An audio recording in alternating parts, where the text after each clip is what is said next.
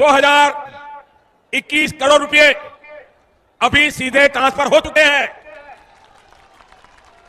बाकी किसानों को भी इसी तरह पहली किस्त के 2000 रुपए अगले कुछ हफ्तों में भी मिल जाएंगे और देश में करीब करीब 12 करोड़ किसानों के खाते में 2-2 हजार रुपए की पहली किस्त जमा होगी। ये तो अभी शुरुआत है।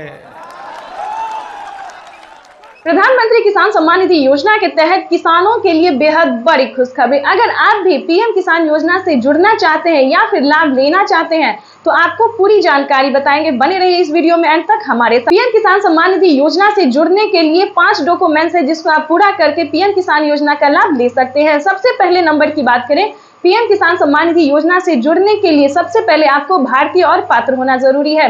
अगर आप भारतीय और पात्र किसान हैं तभी आप पीएम किसान योजना से जुड़ सकते हैं।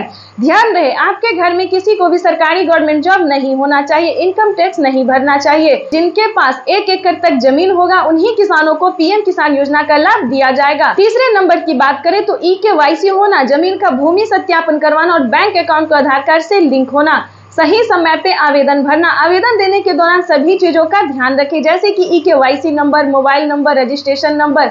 उसके बाद आपके राज्य में लिस्ट जारी होगी। आवेदन देने के बाद आप जिस भी राज्य से होंगे आपके राज्य में लिस्ट जारी होगी।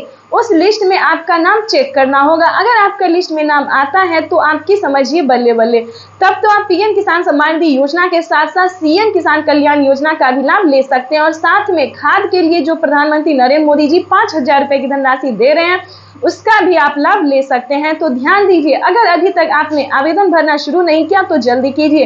तो जैसा कि हमने आपको क्राइटेरिया बता दिया है, नियम बता दिया, डॉक्यूमेंट बता दिया है, उस सबका पालन करते हुए आपको आवेदन की प्रक्रिया पूरी कर लेना चाहिए। प्रधानमंत्री नरेंद्र मोदी ने मंजूरी दे दी है, किसानों को 19वीं किस्त की जो धनराशि है वो मिलना शुरू हो गया। तो फटाफट से आवेदन भरना शुरू कर दीजिए। साथ ही आपको 5000 रुपए की धनराशि अगर आप लेना चाहते हैं, साथ ही आपको खाद के लिए भी आपको आवेदन देना होगा, तभी आपके बैंक खाते में 5000 रुपए की धनराशि खाद के लिए आने वाली है। तो ये अब तक की सबसे बड़ी खबर है। पीएम किसान सम्मान निधि योजना के तहत किसानों के लिए बेहद बड़ी खुशखबरी। किसानों के बैंक खाते में आने वाले हैं 2000 रुपए की 19वीं किस्त की धनराशि। अगर अभी तक आपने इस क्राइटेरिया को पूरा नहीं किया, जैसा कि हमने आपको वीडियो में अभी दिखाया और समझाया भी कि किस तरह के किसानों को पीएम किसान योजना का लाभ दिया जाता है, आई होप आपको समझ में आ गया होगा। तो जल्द से जल्द अगर आपको समझ में आ गया तो 19वीं किस्त के लिए और खाद और बीज के लिए जल्द ही आवेदन की प्रक्रिया को पूरा कीजिए, क्योंकि माननीय प्रधानमंत्री नरेंद्र मोदी जी निकल चुके हैं। जैसा कि आप इस वक्त स्क्रीन पर देख रहे हैं कि कोई भी गरीब हो, चाहे वो अनपढ़ क्यों ना हो, चाहे जो भी हो, प्रधानमंत्री नरेंद्र मोदी जी देश के करोड़ों किसानों के बैंक खाते में, लाभार्थी किसानों के बैंक खाते में पीएम किसान सम्मान निधि योजना की 2000 रुपए की 19वीं किस्त की धनराशि जो है वो ट्रांसफर करने वाले हैं। अभी मीडिया रिपोर्ट से प्राप्त हुई और पीएम मोदी ने खुद भी ट्वीट में होकर जानकारी दी। पीएम मोदी ने अपने ट्वीट में लिखा है कि देश के परिश्रमी किसानों को जीवन को आसान बनाने के लिए निरंतर प्रयास किया जा रहा है और इसी कड़ी में प्रधानमंत्री नरेंद्र मोदी जी पीएम किसान सम्मान निधि योजना की 2000 रुपए की 19वीं किस्त की धनराशि ट्रांसफर करने जा रहे हैं।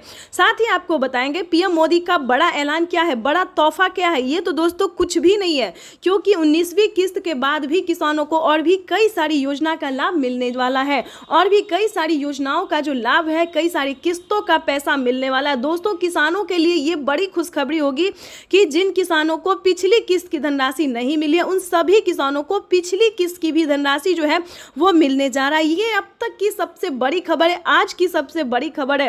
प्रधानमंत्री नरेंद्र मोदी ने मंजूरी दे दी है कि जिन किसानों को पेमेंट रुक गया है या फिर किसी भी रीजन से उनको नहीं मिला है और वो सच्चे भारतीय नागरिक है, भारतीय किसान है, तो उम्मीद करते हैं दोस्तों कि आप आवेदन दोबारा से भरेंगे, चाहे वो 18वीं हो, 17वीं हो, 16वीं हो, कोई भी किस्त क्यों ना हो, आप उसका आवेदन देंगे। जहां पे भी दिक्कत है उसको छानबीन करेंगे, सीएससी सेंटर से पता